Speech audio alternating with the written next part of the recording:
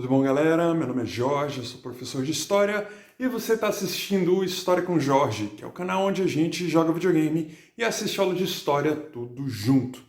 Bom, hoje a gente chega ao final de mais uma série de vídeos. Esse é o terceiro e último capítulo sobre o Plague Tale Innocence, que é o game do Asobi Studio lançado em 2019.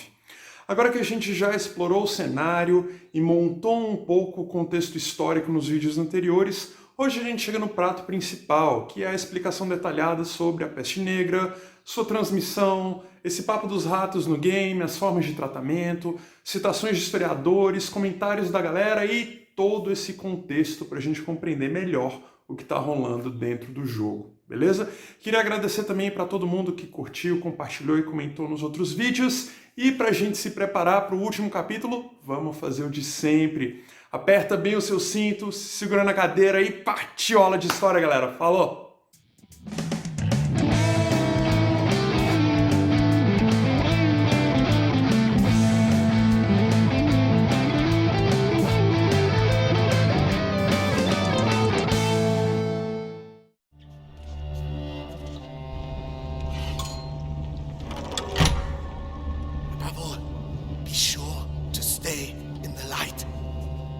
Father, why are there crosses on the village doors?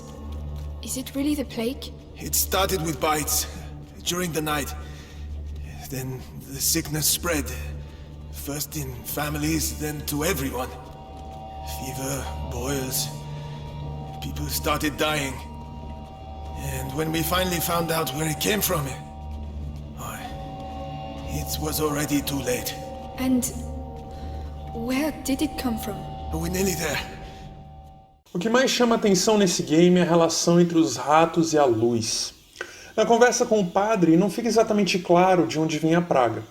Em vários momentos, o jogo dá a entender que a culpa é dos ratos. Afinal, a gente está sempre fugindo deles. Eles cavam túneis, aparecem sem aviso e criam um clima de tensão aqui no game.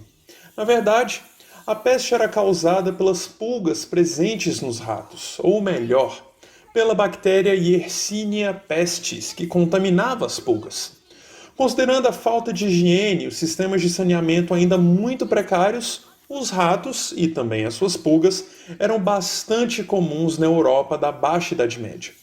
Juntam-se a isso as camas de palha, que a gente viu no vídeo passado, as roupas que quase não eram trocadas, a circulação humana crescente nesse período por causa do renascimento comercial e das feiras, as novas rotas de comércio com o Oriente por terra e por mar, e então a gente tem um ambiente apropriado para a infestação das pulgas em ratos e em humanos e subsequente transmissão da doença. Deixando ainda mais claro, as pulgas, os ratos e especialmente os humanos eram os vetores. Os agentes etiológicos eram as bactérias. É como na doença de Chagas, onde o barbeiro é o vetor e o agente etiológico é o protozoário Trypanosoma cruzi. E por falar em causas, aqui vai a interpretação da época.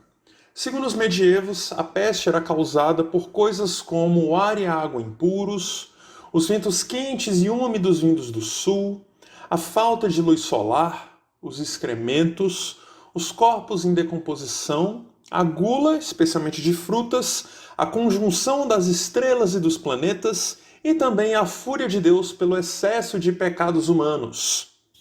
Por falar em transmissão também, eu queria fazer uma pausa que mistura citação e agradecimento pelo comentário da Renata Fernandes. Nos comentários do episódio 1, ela disse o seguinte, aspas aí para ela, amei. Sou fascinada pela Idade Média.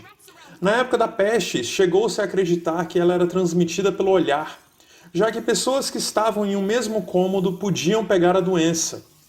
Rê, você está coberta de razão. Obrigado pelo comentário, obrigado pela audiência, beijos e abraços para você e para sua família. E para ilustrar o seu ponto, aqui vai um trechinho do livro Black Death, do Philip Ziegler. Ele usa como fonte primária um pedacinho de um depoimento médico. Vamos lá. O olhar, de acordo com um médico de Montpellier, poderia matar. Diz o médico. Morte instantânea ocorre quando o espírito aéreo que escapa dos olhos do doente ataca os olhos de alguém saudável que esteja próximo e olhando para o doente, especialmente quando este está em agonia. Lembram daquela primeira cena do padre com a Mícia? Ela menciona as portas marcadas, e isso acontecia de verdade. As casas dos infectados eram marcadas, a mobília era queimada e muitas vezes a casa e os seus moradores também. Isso mostra o desespero gerado pela falta de controle diante do alastramento e da mortandade da peste. Aqui no presente, ainda que a Covid-19 tenha causado e ainda cause algum nível de histeria, uma das características centrais da nossa medicina é a coleta de estatísticas e a realização de estudos para saber como qualquer doença se comporta, gerando então novos processos de tomada de decisão, alternativas para combate e tratamentos. Mas o problema é que na Idade Média a gente ainda tinha uma medicina baseada em superstições e práticas sem comprovação, algumas delas aí no presente também. Bom, aproveitando aqui as imagens para eu não perder mais o foco, deu para sacar que o layout urbano é quase um labirinto. É claro que eu tenho um trecho de livro para ilustrar, então aqui vai o incrível Ernest Gombrich, que ilumina essa questão muito bem. Vamos lá, aspas para ele. Mas você não deve imaginar que a vida em uma cidade da Baixa Idade Média seja como ela é hoje. A maioria das cidades era pequena, um labirinto retorcido de pequeninos becos e casas estreitas com telhados pontiagudos. Os mercadores e artesãos viviam lá com as suas famílias, juntos e amontoados em pouco espaço. E enquanto a gente vai caminhando aqui pelo banheiro, eu aproveito para conversar sobre as curas da peste. A Amicia cita aí um banho de ervas, que era algo relativamente comum, mas também de pouco sucesso. Outras curas para a peste incluíam fazer sangrias, esfregar pedaços de cobra nos ferimentos, ingerir pó de esmeraldas, sentar-se perto do fogo para causar suor, beber vinagre, beber urina, beber mercúrio e ingerir arsênio, que aliás matava muito mais rápido do que a própria peste.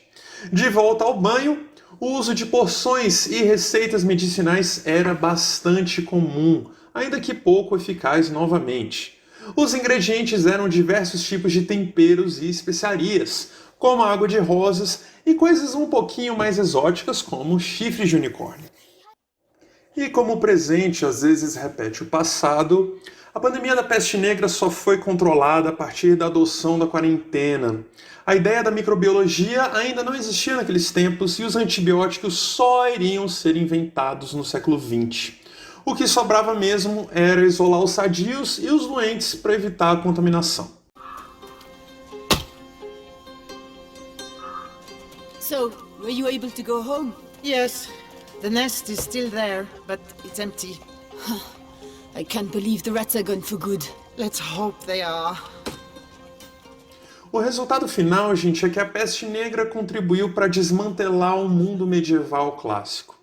A grande mortandade gerou escassez de mão de obra e fome, já que havia bem menos gente para cuidar do campo. Os senhores locais não conseguiam produzir o que consumiam e nem pagar os seus impostos aos reis e à igreja sem o trabalho dos camponeses. So is it true? You're going to deliver grain? It's been 3 days since we've seen a rat. We have to get back to work. It's true that we don't see anyone in the fields anymore. What a misery. Precisely. The nobles, the lords. Do you think they'll get their hands dirty? Never. But they do have money. And if they want to eat, they'll have to pay us a lot more. Hey, but you're right.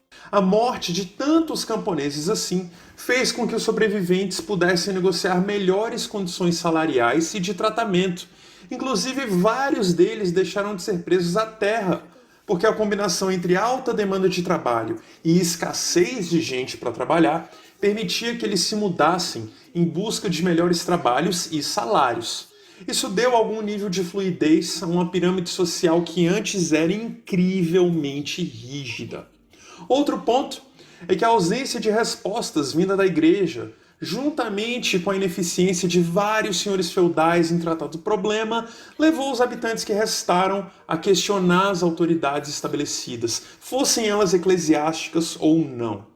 Depois da peste, com tantos homens mortos, as mulheres passaram a ter o direito de possuir terras, gerenciar negócios que antes eram dos seus pais e maridos e ter maior liberdade na escolha do cônjuge. As mulheres também passaram a fazer parte de guildas, a ter negócios na área de têxteis, tavernas e vários outros tipos de estabelecimentos comerciais. A aristocracia e a igreja, é claro, ainda faziam pressão para retomar o controle dessas atividades, mas, no geral, é seguro dizer que a vida das mulheres havia melhorado. Me parece que novos ventos começaram a soprar sobre a Europa. Grandes processos históricos, como o humanismo e a Era das Navegações, já estavam ali na esquina a um pouquinho mais de 100 anos de distância. Bom, gente, por hoje é isso e eu vou ficando por aqui. Mais uma vez, meu nome é Jorge, eu sou professor de História. Se você gostou desse vídeo, dessa série, já sabe o que fazer. Então, deixa aí o seu like, compartilha com a galera, se inscreve no canal e coloca aí nos comentários uma dúvida ou o que mais você tiver para compartilhar conosco sobre a peste negra. Vai ser um prazer bater papo com todo mundo, beleza? Então, se cuidem aí, um abração para todo mundo e racha de estudar, pessoal. Falou!